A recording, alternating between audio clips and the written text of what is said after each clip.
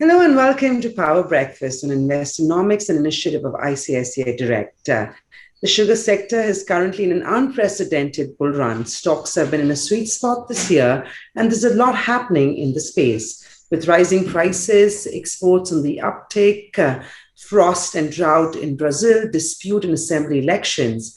To talk to us about the latest ongoings in the sugar space, we have with us a very special guest, Abhinash Verma of ISMA. Abinash, thanks for joining us today on the show.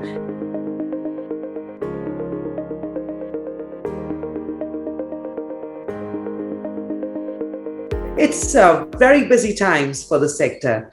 Brazil's dry weather conditions due to a drought followed by an incidence of frost has really meant a rare bull run for the sugar sector, lower sugar production. Let's start with what this means for sugar prices because those have been on an unprecedented move up. Yes, hi. Thanks for having me here in your show. Yes, the dry weather in Brazil, and I believe the dry weather in Brazil is probably the worst in the last 90 years, is giving a bull run in the international market. And we're already seeing the international prices, which was about 12 and a half cents per pound of raw sugar about 12, 13 months back, is almost around 20 and a half cents. So that is the increase which has happened. And that gives a lot of reason for us in India to believe that we are going to do well. We are going to export sugar into the international market. The space which is going to be left vacant by the Brazilians, we can occupy that space in the next 1 year. Abinash, a very fair point. It seems to be a big win for the sector back home.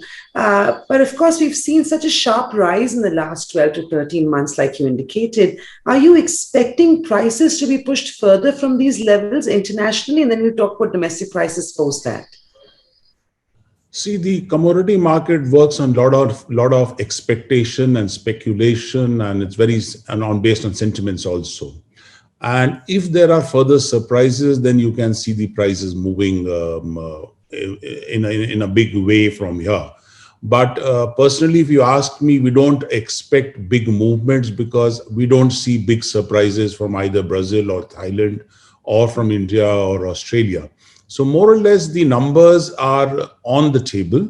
Unless there is some big movement in the ethanol prices because the crude oil prices move in a big way, and Brazilians make more of ethanol or less of ethanol, which would mean that less or more of sugar would be made. But I would assume that the sugar prices internationally would be range bound at the current levels of 20 and a half cents per pound. It could move up by a cent, move down by a cent, but more or less the prices are there. Right. Abhinash, following the steps of global price step in domestic prices, I mean, you've seen a 9% increase this month itself. And of course, the realizations on local pricing has improved as well. What are domestic prices looking like? The outlook here, raw material prices clearly have been on the uptick too, right? So further price increase in local prices?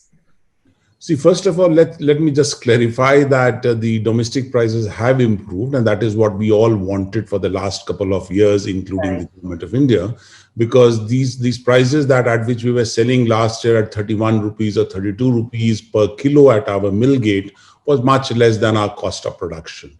And that was happening because there was excess stock in the country, and the prices were getting pushed back, or the prices were coming down. But now that we have been very successfully able to export almost about 10.3 million tons of sugar in the last couple of years, not 10.3, but 12.3 million tons, I would say, in the last couple of years, we have really brought down our stock of sugar. The inventory is much lower as compared to what it was a couple of years back. It was almost about 14 and a half million tons opening stock as on 1st October 2 years back. Now it is down to 8.7 million tons as on 1st October. That will be starting next season.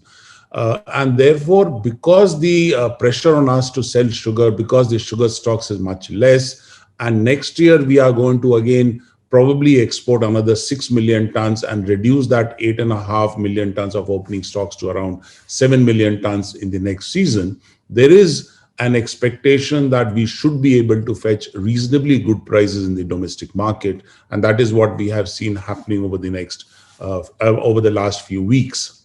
Now, the second part that you're asking, whether the sugar prices, domestic prices, are going to move up further from here.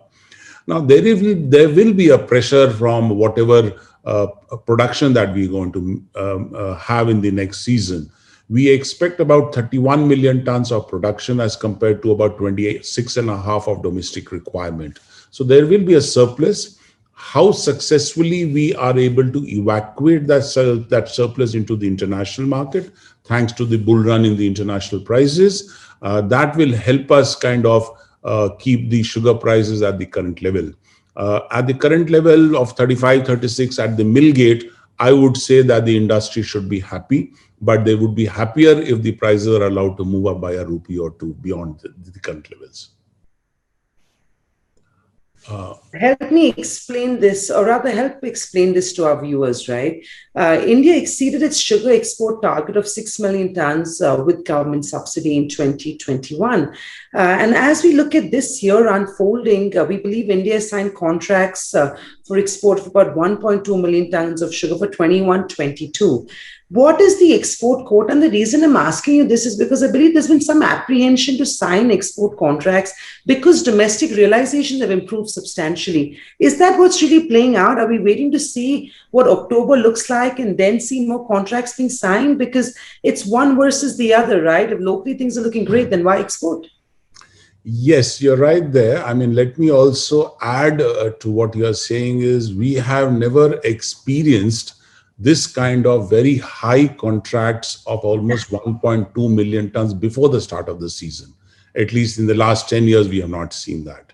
It generally, the export contracts start from the middle of October onwards, and then we start exporting. But this time it's happening in advance because thanks to the international bull run and the prices being good.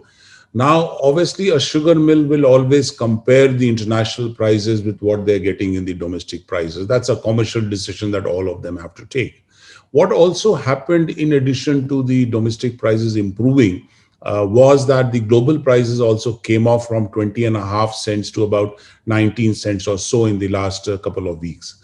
Now we see that it is crawling back to about 20.5 cents.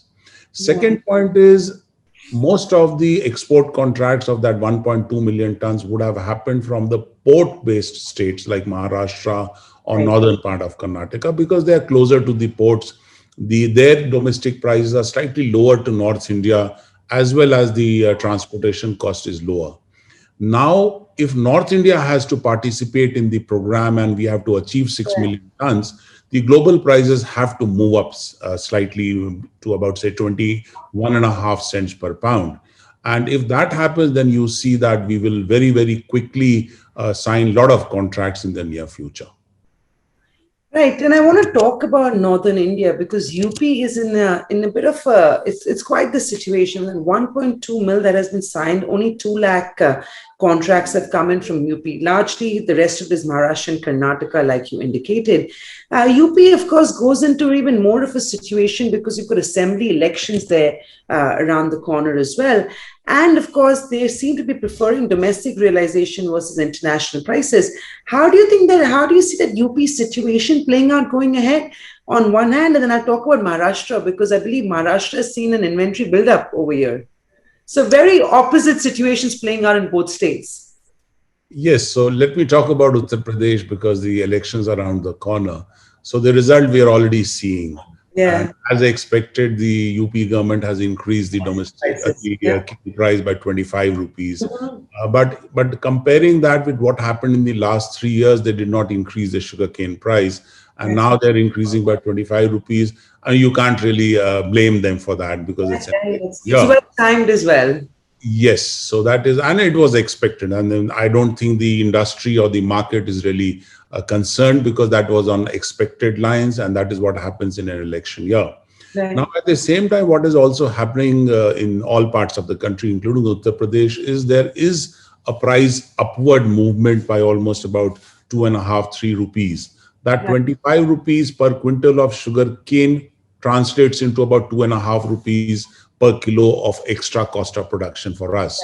So if that Right. gets covered up by the increase in the domestic prices, it's fine. Second is Uttar Pradesh has done very, very well as far as converting that surplus sugar cane into ethanol is concerned, along with Maharashtra. Both of them are almost at par. Next year, we expect both of them to almost divert almost 1.2, 1.3 million tons of sugar into ethanol. And that will help them reduce their stock balance and kind of not allow them to be too much pressurized. What also UP will have to look forward to is the global prices moving up to 21.5 cents, which I believe personally that the global prices, if the world market wants Indian sugar, the prices will have to move up to that level to attract North India to export sugar. And I believe that should happen sooner or later. Right. Now, compared to that, Maharashtra, yes, the inventory buildup is there because in the domestic market, when the prices were at the bottom level of almost 31 rupees per kilo, Right. and North India was selling at 31 or 32 rupees, Yeah. Maharashtra was unable to compete because Maharashtra is far away from the deficit states like Northeast or the Calcutta market and all. And UP was able to capture that market because their bigger size grain or less transportation cost was allowing them to outcompete Maharashtra in the domestic market. But now that the prices are higher, Right. that difference will allow Maharashtra to also able to sell in the domestic market, as well as they have an advantage to export more sugar into the international market. So both of that should help Maharashtra reduce their sugar balance in the next season. Right. And also, Avinash, I mean, I want to understand the payment situation because that might be relatively tricky. I know arrears have improved substantially in the recent past, but with an increase in sugarcane prices that we've seen by Yogi Adityanath, how do you expect this situation to play out when it comes to arrears for these sugar mills in UP specifically? If you have a careful look at the cane price areas currently prevailing in Uttar Pradesh of almost Yeah. 4,000, 4,500, you will notice that most of that would pertain to about 7 or 8 sugar companies in Uttar Pradesh. So the other good companies or the companies which are better managed, I don't take names, so I will not take any name here. They would have paid 97% or even 100% of the cane price. Plus, what is happening, as I mentioned, that if the domestic prices have moved up to 36 rupees and remain at that level for Uttar Pradesh in the next 1 year, most of them should be able to pay the cane price, the increased cane price also. Right. Second is that ethanol story is helping them get better cash flows, better liquidity because they produce ethanol and immediately sell and get the money from the OMCs as compared to had they produced more sugar and carried it for 18 months or 16 months. Right. Talking about ethanol, Abinash, what does ethanol blending stand at and what is the target for FY22? And I recently came across an article that indicated that OMCs are not accepting tenders of ethanol from UP company, from UP sugar mill. Is that, can you verify that information? Can you clarify what's going on there? And that's not leading to good taste, I believe. No, let me clarify that. It is not exactly what you feel or have got an impression, but yes, I mean, the news did mention that the OMCs are not willing to sign long-term purchase agreement. So let me clarify quickly if you can give They will be accepting the tenders, but they won't be long-term in nature. 1 minute and let me clarify. First of all, first question, how is the ethanol scenario looking like? Last 2 seasons, we did almost about 5% ethanol blending in the country. So we replaced 5% of the petrol. This year, the target is about 8.5%. We are around 8.1, 8.2 or 8.3%. We should be in that range in the current season. Next year, the government has set itself a target of achieving 10% ethanol blending, so replace 10% in the country. And we seem to be on way to do that because we have invested heavily in new production capacities across the country. including in Maharashtra, Karnataka. Uttar Pradesh was the leader now, but the other states are also responding very well. So you can see a lot of capacities coming up, and next year we should be replacing almost 10% of the petrol, which means almost 3.5 million tons of extra sugar not getting produced and getting diverted into ethanol. That is one. Second, on the part of the story of Uttar Pradesh not being encouraged by the oil marketing companies, yes, there is a concern, because what the oil companies have recently done, they have come out with an expression of interest, inviting people or investors to participate in that EOI, under which the oil companies will sign long-term purchase agreements of 10 years or so with these people. So the oil companies have said that they want to encourage capacities in new areas, in new states, or the deficit states. As per their understanding, Uttar Pradesh is producing more than what they require within the state. Uttar Pradesh is already supplying to the neighboring states. In fact, some of them are moving down to Andhra or Chhattisgarh, etc. So the current EOI, which talks about 6.5 billion liters of ethanol capacity over the next 3 years, they have not asked for any expression of interest from Uttar Pradesh. Therefore, Uttar Pradesh billers feel that all the investment that they are already making in new capacities, which is going to come up in the next couple of years, is not being encouraged by the OMC. So we have had a discussion with the government of India. They say that it's not exactly like that. They're talking about 6.5 billion liters of additional capacity. That still leaves about 4.5 billion liters of, or 5 billion liters of capacity, which is already existing, or they have accounted for whatever Uttar Pradesh is investing in new capacities. But we are in touch with the government. Through your medium, I need to tell the investors or people who are interested in Uttar Pradesh or in Maharashtra that they will not be overlooked by the oil companies. We are in negotiation, we are in talks, and they will be taken care of. This is personally assured to us by the Petroleum Secretary. I'm so glad you bring that up. Abinash, you obviously have a bird's eye view sitting on the top of the sector. Are there any geographical preferences? I know you can't name companies, but give me a sense of if one is an investor, geographically keeping in mind domestic prices, export prices, the fact that ethanol blending is looking good, arrears are on the low, elections are around the corner. Any specific geographies in terms of sugar mills are your preference? So would you like UP mills? Do you like Maharashtra, Karnataka? If you like all, you can tell me that too. See, Indian Sugar Mills Association represents all the sugar mills in the country. Exactly.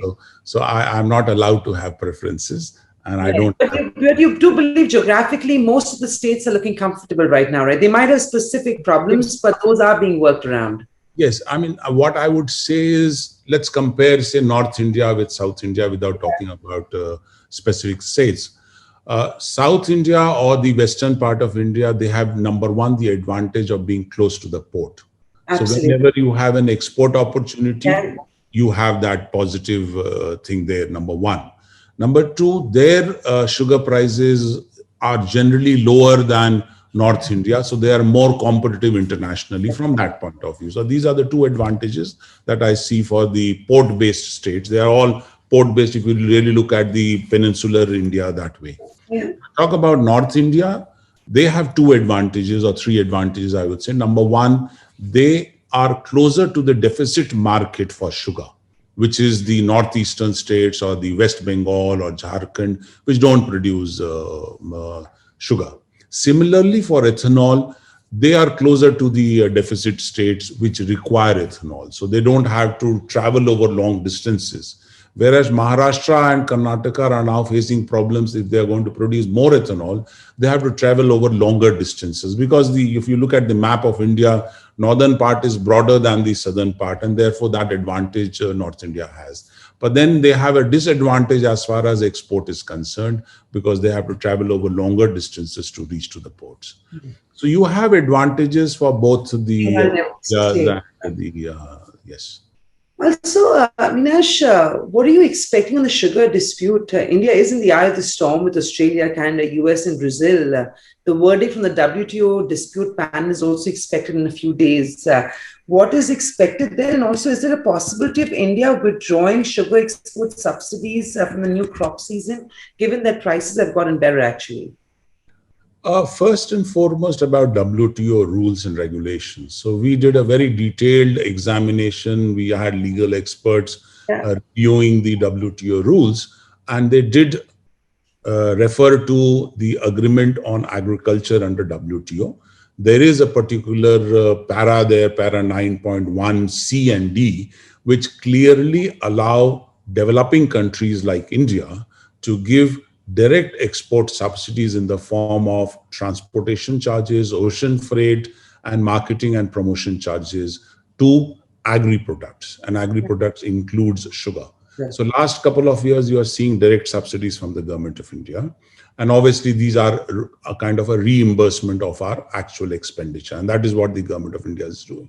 So legally, we are 100% sure that the current form of subsidies is not a problem. Okay. But the question that the Australians and the Brazilians have raised, or the Guatemalans have raised, is the subsidy scheme prior to that. So that is being under scrutiny, number one. Number two, they have also challenged the sugarcane pricing policy in India. And they say that the sugarcane pricing policy in India is burdening the world market because that increases the production and that forces India to export more sugar. So that will be another challenge in WTO. How does India defend its sugarcane pricing policy? There are arguments that we have for that also under the amber box, blue box, what subsidies you can give. So it's a slightly complicated model, Complex, yeah. but there are arguments. It is not a kind of a walkthrough for the Australians or the Brazilians there. And I read in the newspaper that India still has a chance to go to the appellate authority, and there is not a single judge. There is not a single judge sitting there in the appellate authority to judge. So India can continue with the subsidies even if there is a adverse judgment there. Perfect. Also, Abhinash, I know this is coming after years and years of the sector being weighed under. I mean, it's been decades that the sugar sector has been under pressure for various reasons. Finally, do you feel like the tide is turning? In fact, it seems like everything's coming together for us. Domestically, the situation's improved. Unfortunately for Brazil, or rather fortunately for us, there's a drought, there's going to be a frost. Thailand is suffering from similar sort of concerns. Do you think we are at the start of a very strong bull run for the sector for at least the next 1 year? Internationally, yes, because we had dry weather in Brazil. Because of that, their crop will get impacted, which is going to be harvested after 12 months in Brazil. Thailand has seen very poor production in the last couple of years. This year, they are improving slightly. They will get back to about 10.5 million tons, but their usual production is about 14 million tons. They're still short of about 3.5 million tons as compared to their peak production. So that gives us enough reason, and that is what the market is also showing, that the prices are going to be good. Now, as far as the Indian sugar industry is concerned, we really see a big structural change here in India. Two things. Number one, India has become a structural surplus sugar producer in the last 10 years. So we will continue to produce more and more sugar, which we need to continue to export into the international market. But what has also happened is, with the push that the government of India has given on the ethanol program, we are able to divert that surplus into ethanol now. Next year, as I mentioned, we should be diverting 3.5 million tons of that surplus into ethanol. And our target is by 2025, we will divert all that 6 or 7 million tons of surplus that we are producing into ethanol. And therefore, we need not look at the international market beyond 2025. So that is what is the structural change, and that is what we believe that the ethanol story will do to us, is kind of control that surplus. And if we are able to balance our demand supply within the country, we should do very well in the next few years. I think we're finally seeing some ray of hope. Thank you, Abhinash, for joining us. The sector has been on a rally. Stocks are on multi-year highs. And the outlook, interesting, is also looking very positive. Thank you for talking to us. Have a good day. Thank you and all the best. Bye.